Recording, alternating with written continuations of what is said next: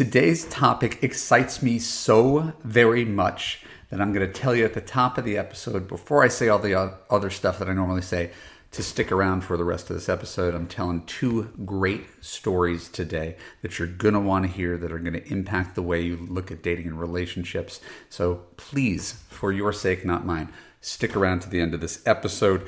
My name is Evan Markatz. This is the Love You Podcast, a place where you can learn everything there is to know about dating, relationships, sex, and men from a man's point of view, and find a relationship that makes you feel safe, heard, and understood. And that is the topic of today's conversation, is whether safe, heard, and understood is enough.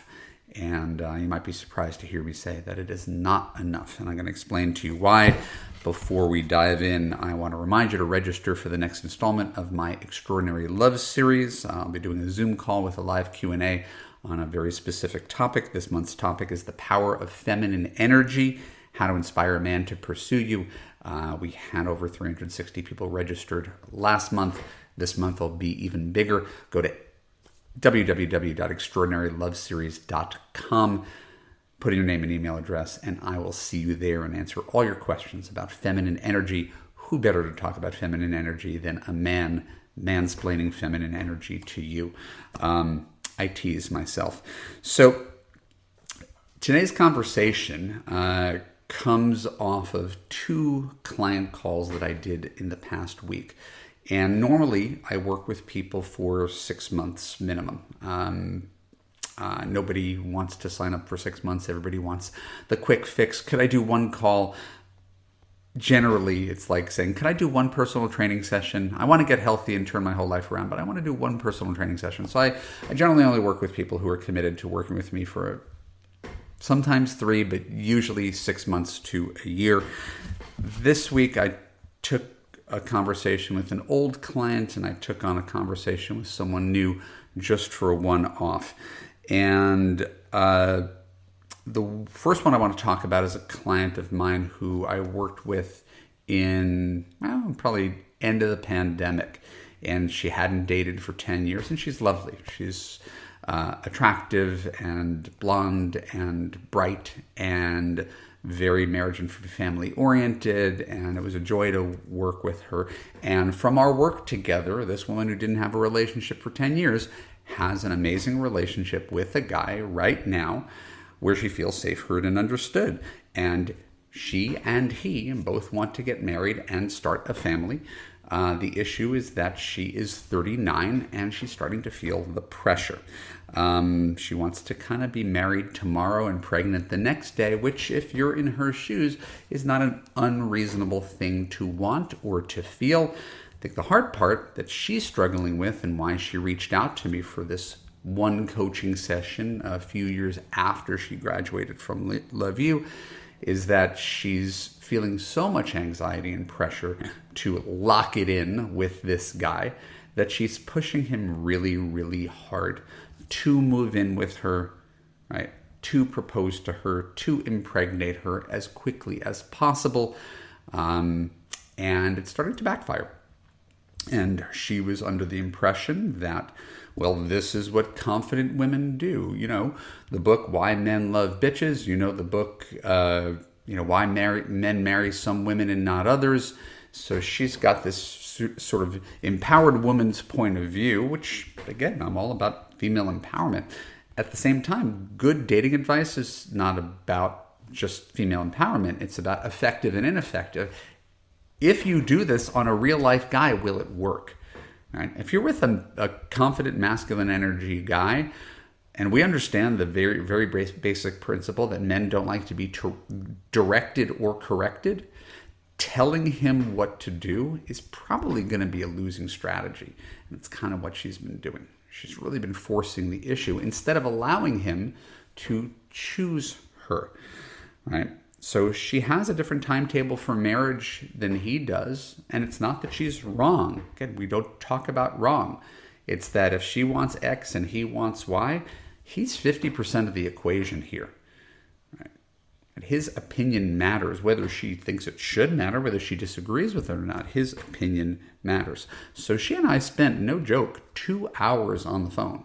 She paid for 1 hour. We spent 2, because that's how important I feel this issue is, to see the nuance in the situation. And we all have a tendency to put on our blinders and think that what we want on our terms is the only way to do it.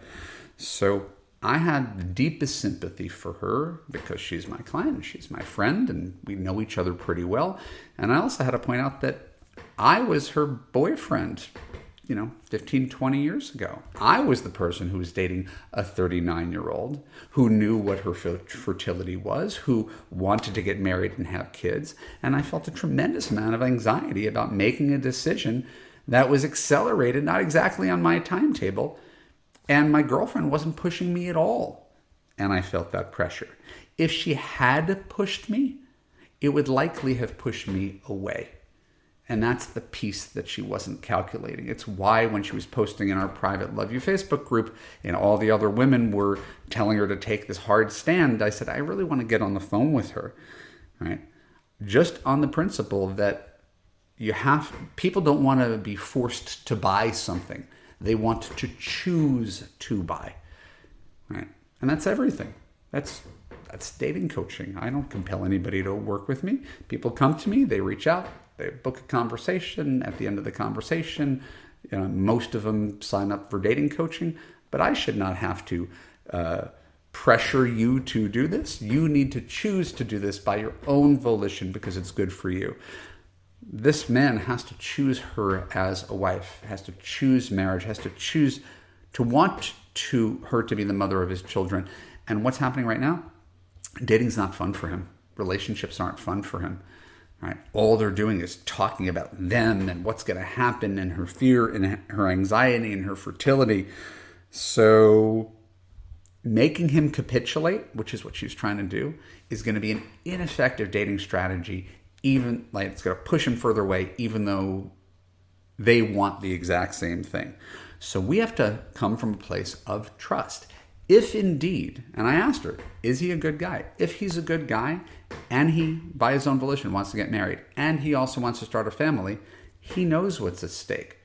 She's pressuring him to move in with her in June, right? And he's like, let's wait until September, until the end of the summer. And she's almost making this a deal breaker. And again, I'm saying this with great sympathy to her. She's, right, if she pushes to move things faster, he's going to probably resist because in general, nobody wants to be told what to do. Not just men. Women don't want to be told what to do either. So I said, let's just let this guy draw the same conclusion that you've already drawn. It sounds like you've already established that he's a good boyfriend. He's a good partner. Right? He's given you a relationship that you've always wanted, the relationship you've always sought. So if I'm evaluating their relationship, and the reason I'm telling this story first is really important, this is a good relationship. This is a relationship worth preserving with the guy who she's on the same page with, who she wants to marry, who wants to marry her. He just needs a little more time to get there. So blowing it up over a few months is probably not a great strategy. You got to play the long game on this one. And I really encouraged her to give him the freedom to choose her, right? Not indefinitely, but establishing that they want the same things and just allowing him to get there. It's going to work a lot better. And so I contrast that with the other client that I talked to who has a relationship which also she feels safe, heard, and understood. But, this is a big but, she's been with her guy for 3 years. They recently got engaged, so they already pulled the trigger on that one. But she's having second thoughts. And he's a good guy, and he's high integrity, and she never doubts where he stands. That's why he proposed to her. But nobody who's really happy in the relationship calls a dating coach. So I already knew that going in, that there's some underlying problem. And on the phone with her, I tried to get to the root of the problem in the shortest period of time. So I asked her these two questions. And if you're in a relationship right now, I would ask the same questions of you. And you've heard me say some version of this on previous podcasts if you're a regular listener. On a 1 to 10 scale, right, ask yourself about your guy. Where do you stand if you're rating him on comfort, fun, and attraction, right, which are all about feelings?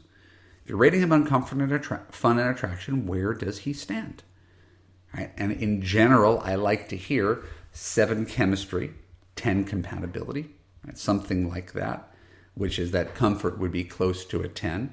And then chemistry, which is the fun and attraction piece, would be above a 7, ideally. She told me the comfort was indeed a 10. She's very comfortable with him. She could let down her guard with him. She can be herself. She knows where she stands. But she said the attraction was less than a 5, and the fun was probably a 5. Hold on that. When asked, and I didn't even ask her for this, she gave her relationship a grade. She gave it a B minus. So he might be an A plus person, but her feelings about the relationship were a B minus. To use more metaphors, it would be like playing blackjack and saying, I've got a 16, right? Maybe even a 15. I'm going to stand. I'm going to stick on this hand. Right? So why would someone like that stay? Right? It's because of sunk costs. She's put in 3 years. She knows what's out there. She knows dating apps are rough. She knows it's difficult to find someone new. She too is in her late 30s and doesn't want to start over. Right? And she might want a family. She's not completely sold on it. So here she is, maybe 37, if I'm recalling properly. And she's got this boyfriend, and he's not at her level. Right? Again, I'm not trying to put him down. I really, I'm just relaying the information she conveyed to me. This guy's not at my level. He's not as wise, worldly, fun, mature, witty, whatever it is. He's just a really, really good guy who treats her well. And that's no small thing. So then I asked a second question. I said, if nothing else changed in your relationship, would you be happy in this relationship for the rest of your life? Assuming this is it. Like what you've seen for the past 3 years, this is it. He'll be this way in 5 years, 10 years, 20 years, 30 years. Right? If I told you this is it, would you stay? Right? That generally hits people pretty hard because everybody's sort of hoping, expecting that he's going to change, that he's going to get better. I don't think people's core personality changes very much. Right? But she's still stuck. Last episode, we talked about fear. Right? Fear of starting over, fear of dating, fear that you can't do better than this one situation. But if she says her boyfriend is less than a 5 on chemistry and that a relationship is a B plus, isn't this the textbook definition of settling? Right? Women think I'm telling them to settle. No. I'm asking you to raise your standards for what you come to expect. Not be bound by fear. Come from a place of confidence. Know you can do better than a relationship where you feel like you're settling. Right? She deserves more. He deserves more. He deserves a partner who's all in on him. Right? So this is her fear, there's the word again, of thinking she can't do any better. And the irony is that in having a conversation with her, she told me she has done better before. She dated a couple guys in her 20s that she was more excited about. She wasn't really ready for a lifetime commitment at that point in time, so those didn't work out. But she's already has proof of concept that she could have a relationship that has a little more chemistry, where the guy is more of her equal. Right? So she's already proven that the relationship she's looking for exists, and yet here she is stuck and paralyzed because she's put 3 years into this really, really nice guy. Right? Who proposed to her, and because she was afraid and conflict averse, she said yes. Right? So how could she spend her entire life with a guy whose primary quality is that he's a good person? Right? That almost comes from the place that there are no quality guys who are good people, and that's simply not true. And so I have a deep understanding of this because I have seen this story play out a million times. I've seen it play out in my family. Right? My mom, I don't know if I've told this story before, but my mom was married to my dad for 30 years. It was a good but not great marriage, but there was definitely chemistry. They had some friction because they were not great communicators, as is typical of marriages that started in the 1960s.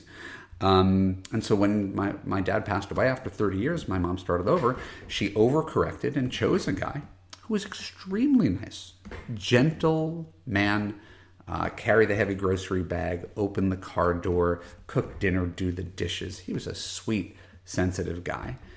And I walked her down the aisle, and I knew when I was walking her down the aisle that she was making a mistake. Even though I preached character, kindness, consistency, communication, safe, heard, and understood, Guy was genuinely a good guy.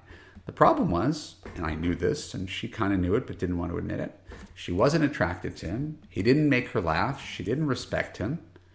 Right? So, okay, he's a really, really nice guy.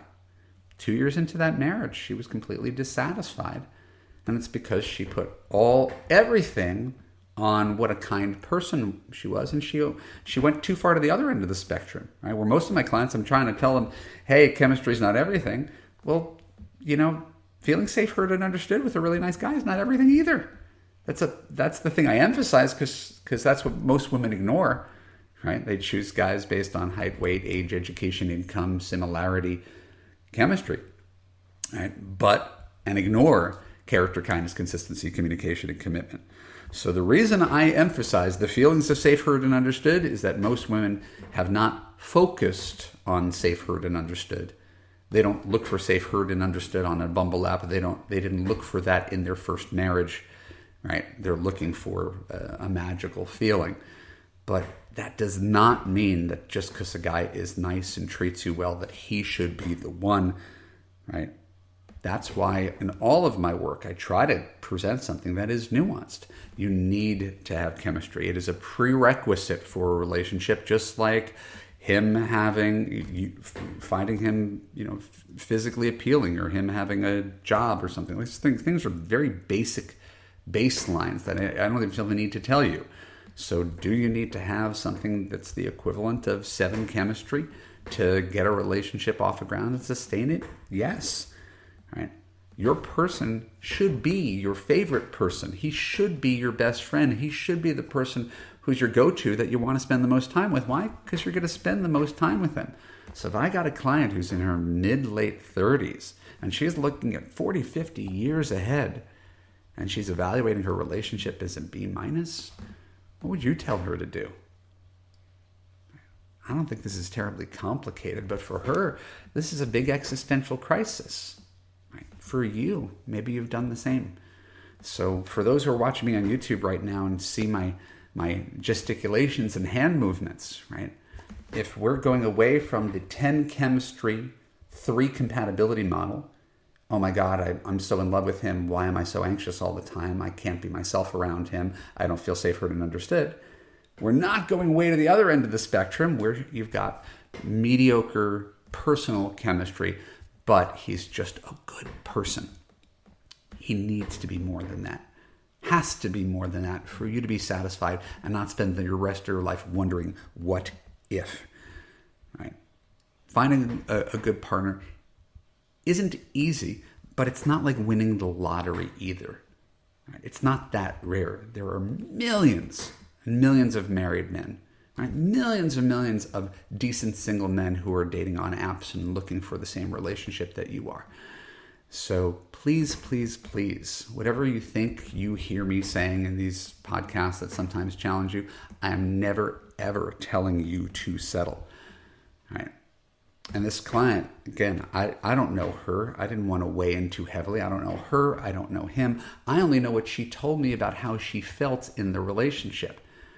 Right? But it was clear that she got engaged to a guy who she spent three years with, where she wasn't excited about the prospect of your future. And I certainly wouldn't want her to have big regrets, right, at this important, crucial juncture in her life where she has a choice to go down this path. And I can't tell you how many women I've talked to over the years who knew there was a problem prior to getting married, prior to having kids, ignored the feeling, and then endured 20, 25, 30 years with a guy that they knew they probably shouldn't have married if they listened to their emotions. Right? My job as your dating coach is just to get you aligned with your emotions so you can make good decisions that are consistent with your long-term goals, because you deserve that. You deserve to have it all, and it is achievable, but you have to make the right choices in these crucial moments. My name is Evan Mark Katz. This is the Love You Podcast. If you enjoyed today's podcast, please subscribe on Apple or Spotify or YouTube. Leave us a comment, leave us a review. Before we go, don't forget to go to the Extraordinary Love Series, extraordinaryloveseries.com, to sign up for my new lecture and Q&A on feminine energy and the power of feminine energy and how it makes men respond to you differently.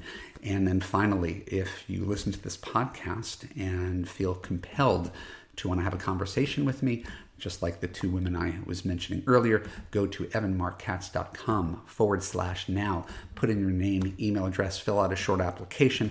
Let's get on the phone, and hopefully we could find you a path that you can have the relationship that you've always been looking for and have not been able to find by your own volition, despite your best efforts. I love you. I appreciate you. I believe in you, and I look forward to connecting with you again soon. Take care. Bye-bye.